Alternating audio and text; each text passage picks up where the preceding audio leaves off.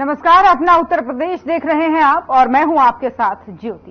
केंद्रीय गृह मंत्री अमित शाह ने एक्स अकाउंट पर पोस्ट किया है। उन्होंने लिखा है कि सत्ता के लालच में बार बार देश की एकता और सुरक्षा के साथ खेलने वाली कांग्रेस पार्टी ने जम्मू कश्मीर चुनाव में अब्दुल्ला परिवार को नेशनल कॉन्फ्रेंस के साथ गठबंधन करके फिर से अपने मंसूबों को देश के सामने रखा है।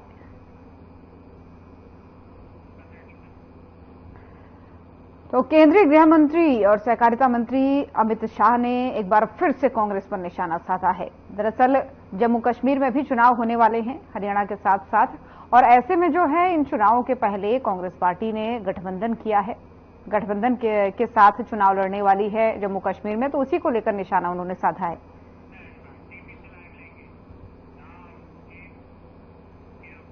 और जम्मू कश्मीर में होने जा रहे आगामी विधानसभा चुनाव को लेकर के कांग्रेस पार्टी ने नेशनल कॉन्फ्रेंस के साथ गठबंधन का ऐलान किया है, जिसको लेकर के पूर्व केंद्रीय मंत्री स्मृति ईरानी ने कांग्रेस पर जमकर निशाना साधा। उन्होंने प्रेस कॉन्फ्रेंस के दौरान क्या कुछ कहा है, आइए आपको सुनवाते हैं। चलते भारत के गृह मंत्री जी ने और भाजपा के कार्यकर्ताओं ने कुछ सवाल कांग्रेस पार्टी से किए हैं। नेशनल कॉन्फ्रेंस की ये घोषणा है कि वो जम्मू कश्मीर से धारा 370 दोबारा वापस लाकर अशांति का माहौल न सिर्फ जम्मू कश्मीर में बल्कि राष्ट्र भर में लाने का दुस्साहस करेंगे। क्या धारा 370 का पुनः स्थापन होना, दोबारा धारा 370 लागू करना, क्या कांग्रेस पार्टी की ये मंशा है? क्या कांग्रेस पार्टी कश्मीर में नौजवानों से बात करने की बजाय वो लोग जो आतंकवाद को बढ़ावा देते हैं, वो लोग जो पाकिस्तान के साथ वार्ता करने की बात करते हैं, क्या नेशनल कॉन्फ्रेंस के इशारे पर कांग्रेस पार्टी को अलगाववाद को बढ़ावा देने का, समर्थन करने का इरादा है?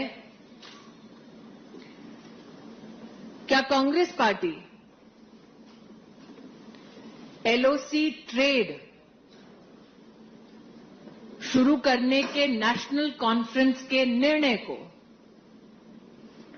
फिर से बॉर्डर पार से आतंकवाद और आतंकवादियों के इकोसिस्टम को समर्थन मिले, क्या कांग्रेस पार्टी का ये इरादा है? जिन लोगों ने आतंकवादी घटनाओं में योगदान दिया, पत्थरबाज थे,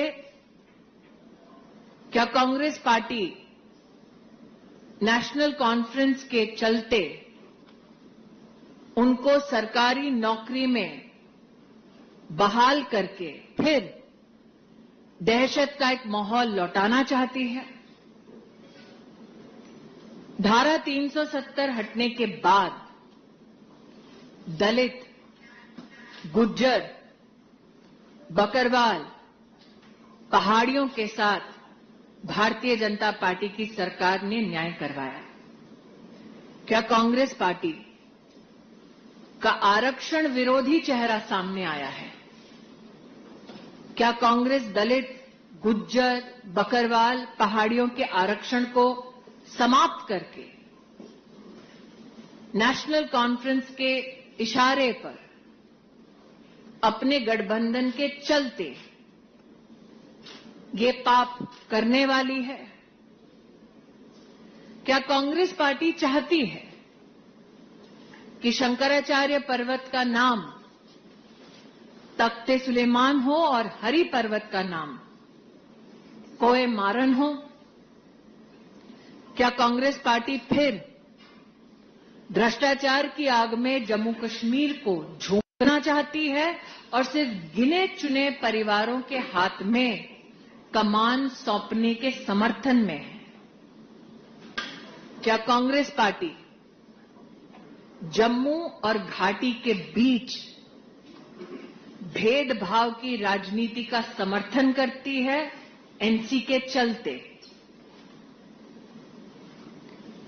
नेशनल कॉन्फ्रेंस की कश्मीर को ऑटोनॉमी देने की जो विभाजनकारी सोच है, क्या कांग्रेस पार्टी उस सोच का भी समर्थन करती है? धारा 370 के हटने के बाद भारत ने, भारतीयों ने अपने राष्ट्रीय संकल्प को पूरा किया कि कश्मीर से लेकर कन्याकुमारी तक एक निशान, एक प्रधान और एक संविधान रहेगा।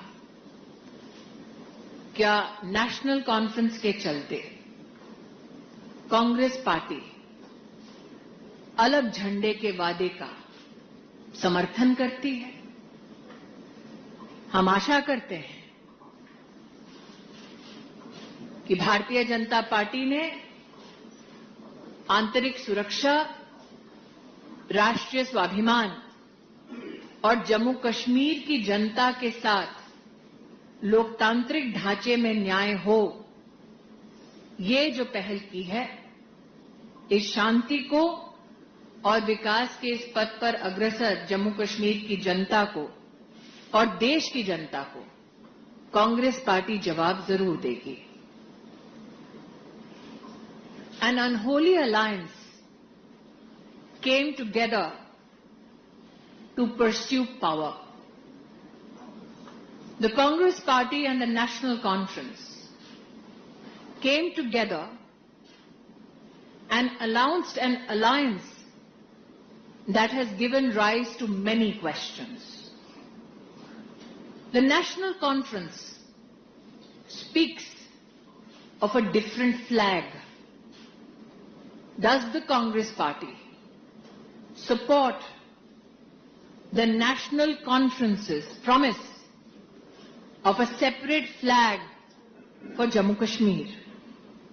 The National Conference has publicly announced that they will reinstate Article 370 and Article 35A.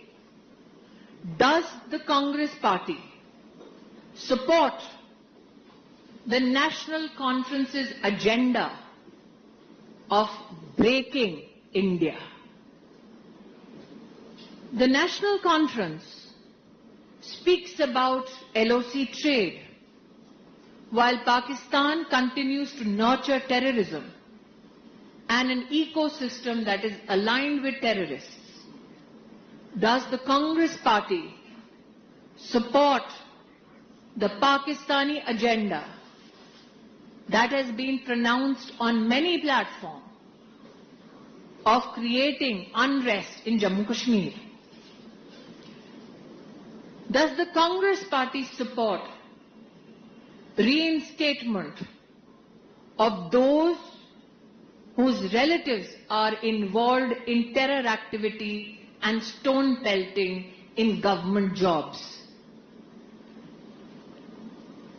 Does the Congress Party want Shankaracharya Hill to be known as Takht-e-Sulaiman and Hari Parbat to be known as Kohe Maran? Does the Congress Party, in its support to the National Conference, want to push back the economy of Jammu Kashmir back into the hands of a few families whose corruption bleeded the taxpayers of India? Does the Congress Party support the National Conference's politics of discrimination between Jammu and the Valley? Does the Congress Party support the dangerous, divisive politics of the National Conference of giving autonomy to Kashmir? Congress Party needs to answer if the National Conference's agenda of restoration of Article 370 is acceptable to the Congress Party. Does it also mean that the Congress Party stands against reservation? Does the Congress Party support the National Conference's promise of ending reservations for Dalits, Gujars, Bakarwals and Pahadi communities? We all know that every Indian has resolved incessantly that we as one nation have one constitution, one flag. Does the Congress Party believe not in one constitution, but do nishan, do pradhan and do samvidhan? The unholy alliance gives rise to many a question. चलिए बढ़ेंगे खबरों में आगे। Noida sector 63 police ने एक ऐसे आरोपी को गिरफ्तार किया जो फर्जी एसपी जिला कलेक्टर बनकर ठगी की वारदात को अंजाम दे रहा था। पुलिस ने मामले में कार्रवाई करते हुए पुलिस की छवि को धूमिल करने के आरोप में आरोपी पर संबंधित धाराओं में मुकदमा दर्ज कर कार्रवाई की है। आरोपी की पहचान धीरेन्द्र यादव के रूप में हुई है। मध्य प्रदेश के जनपद टीकमगढ़ के गांव बारी का रहने वाला है। आरोपी के कब्जे से वारदात में इस्तेमाल मोबाइल भी बरामद किया गया। वहीं आरोपी धीरेन्द्र यादव ने बताया कि वो आम लोगों की सुविधा के लिए चलाई गई है। पुलिस की यूपी कॉप 1 का गलत इस्तेमाल करता था और दूसरे स्थानों पर चयन कर एफआईआर निकाल लेता था।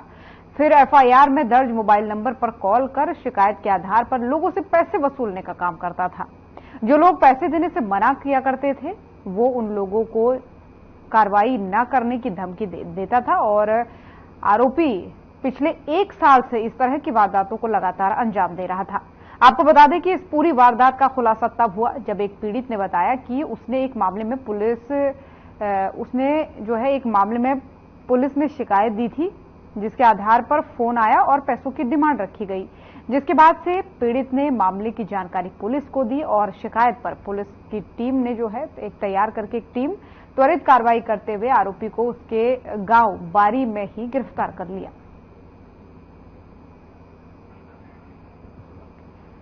तो नोएडा में एक फर्जी एसपी बनने वाला व्यक्ति गिरफ्तार हो गया है। बताया जा रहा है कि ये लोगों से ठगी करने का काम करता था और जिन लोगों ने पुलिस स्टेशन में एफआईआर दर्ज करवाई होती थी तो उनको कॉल करके ये पैसे की डिमांड करता था। जब एक व्यक्ति ने थाने में दोबारा शिकायत दी और फर्जी कॉल आकर के धमकाने की बात कही, तब जाकर के पुलिस ने इसके खिलाफ एक टीम गठित करके जांच पड़ताल की तो इस आरोपी की गिरफ्तारी हुई।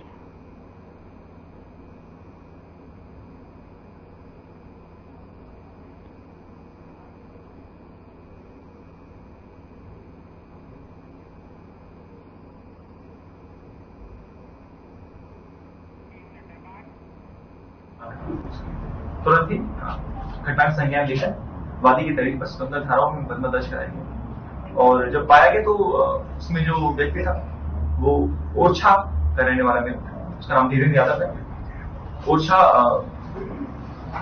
यूपी और एमपी के बॉर्डर में कानपुर के पास और ललितपुर के पास एक छोटा जनपद है, वहां से इसकी गिरफ्तारी हुई। ये वहां पे एक गिरोह की तरह काम करता है। ये लोग का मुख्य मॉडस ऑपरेंडी यह है कि ये लोग यूपी कॉप ऐप जो एक ऐप है उसमें एफआईआर अपलोडेड होती है, उनकी एफआईआर ऑनलाइन निकाल कर और ऐसे मुकदमे जहां पर जनरली अरेस्टिंग कोर्ट के आदेश से नहीं किया जाता या ऐसे मुकदमे जहां उनको लगता है कि बहुत ही अर्जेंसी है, जैसे 366 के मुकदमे, इस तरह के कुछ चुनिंदा मुकदमे छाट कर ये लोग वादी को कॉल करते थे और मुकदमा एक्सपेडाइट कराने के नाम पर उससे 3 से 5 हजार रुपए की डिमांड करते थे।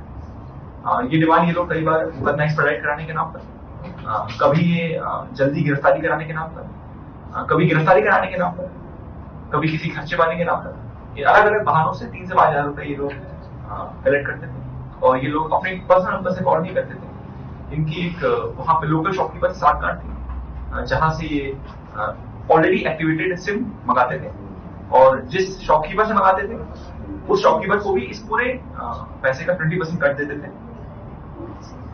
उस जगह पर और भी इस तरह के गिरोह काम कर रहे हैं और हमने उसमें से कुछ लोगों को वांछित किया है। पुष्पेंद्र है जो शॉपकीपर है जिससे ये सिम लाया गया था, उसको भी हम लोगों ने वांछित किया। जल्दी उसकी गिरफ्तारी भी सुनिश्चित की जाएगी। इससे एक संदेश मैं ये देना चाहूंगा सभी व्यूअर्स को कि कभी भी इस तरह की कॉल जो आपको मुकदमा एक्सट्राडिट करने के नाम पर या किसी भी तरीके की अगर वसूली की या पैसे मांगने की शिकायत अगर आपको आ रही है तो उससे बचें। आजकल के फ्रॉडस्टर्स सर अब तक कितने लोगों से ये ठगी कर चुके हैं सर? ये पिछले 1 साल से काम कर रहा था और नोएडा फेज 1 में भी हमको एक मुकदमा मिला है जिसमें बहुत ही दौरान पैसे इसको दिए गए, वो भी मुकदमा हमें इसका मिला है। इसके अलावा अन्य जनपदों में भी इसके मुकदमे तलाश ठगी का तरीका यूपी कॉप ऐप से FIR नंबर और फोन नंबर वाली का डाउनलोड करके कॉल करके उनको मुकदमे डिस्ट्रॉय कराने के नाम ये लोग खुद को क्लेम करते थे कि पुलिस से है या कलेक्टर है या जिला प्रशासन में कोई बड़ी पद पर है, अलग अलग पद के नाम यूज करता था और आमतौर पर ये जो व्यक्ति है ये उन जिलों में कॉल करता था, उन जिलों के FIR डाउनलोड करता था जो इसके मूल जनपद से दूर। सर अभी कोई आपराधिक इतिहास देखा जा रहा है इसका कोई? इसका आपराधिक इतिहास हमको हम और राज्यों में भी और बाकी जनपदों में भी खंगा है। कितना पढ़ा लिखा है?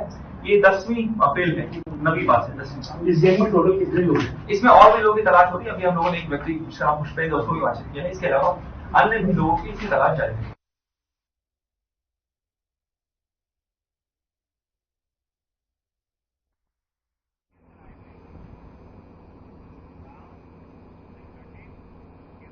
और उधर कीव दौरे पर विदेश मंत्री एस जयशंकर ने प्रेस कॉन्फ्रेंस की जिसमें उन्होंने रूस यूक्रेन युद्ध को लेकर प्रधानमंत्री मोदी के संदेश पर कहा कि भारत का मानना है कि दोनों पक्षों को समाधान खोजने के लिए एक दूसरे के साथ मिलकर काम करना चाहिए। Also want to I'll come to the joint statement, but there's a particular segment in the joint statement which pertains to the conflict. So let me read that out, which is that the Prime Minister reiterated the need for sincere and practical engagement between all stakeholders to develop innovative solutions that will have broad acceptability and contribute towards early restoration of peace. He reiterated India's willingness to contribute in all possible ways to facilitate an early return of peace. Now, while I read that part out from the joint statement, again, just to refresh your memory, or for those of you who may not be entirely aware of it, I would like to remind you that in the past, India has actually been actively associated with various efforts led by various countries in this regard. We supported the Turkish effort in 2022 to open up the Black Sea grain corridor.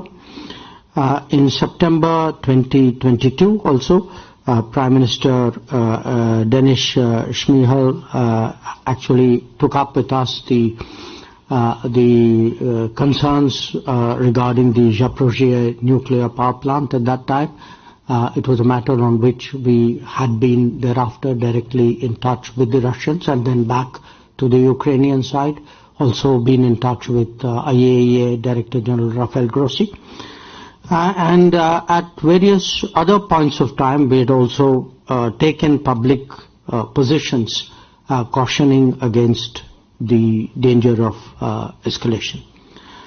Now, let me now come to today's discussion on this particular subject, because I would say in terms of the time which the Prime Minister and President Zelensky spent, most of it actually was in regard to the conflict. So here, the Prime Minister spoke about our position, which I have summed up for you, that there is not an era of war, that dialogue and diplomacy are key to the solution, will not come out of the battlefield.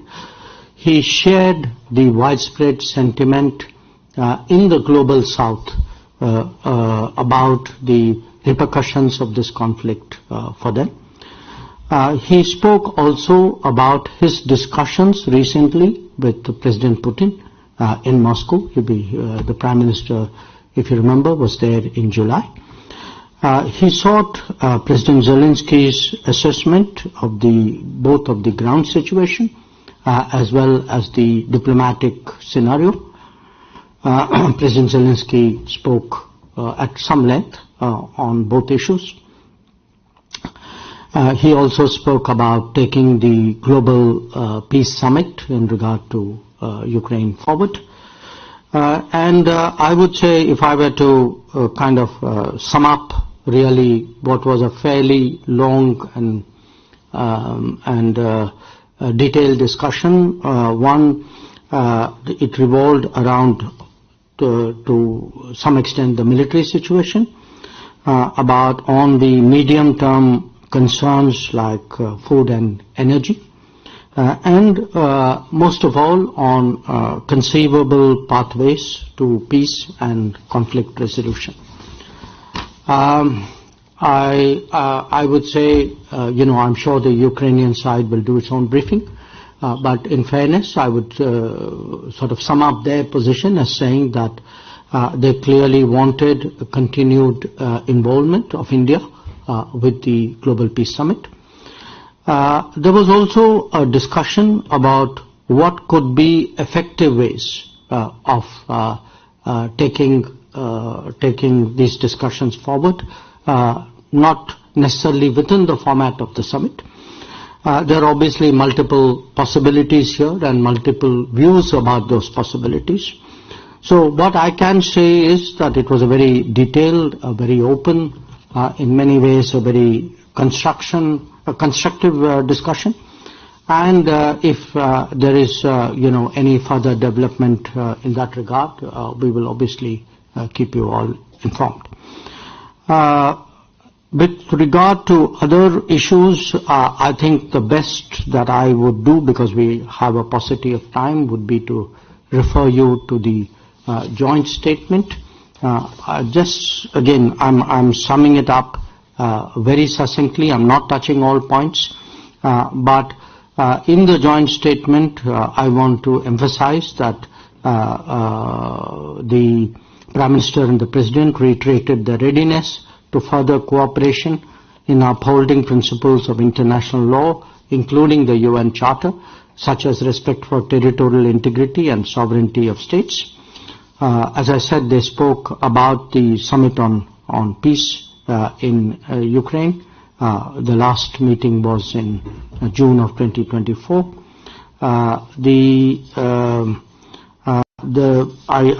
In terms of our own positions, I think I read out for you that particular paragraph. I would say, in addition to that, there are references in the joint. तो हमारा उत्तर प्रदेश देख रहे थे आप। Bulletin में फिलहाल इतना ही। नमस्कार।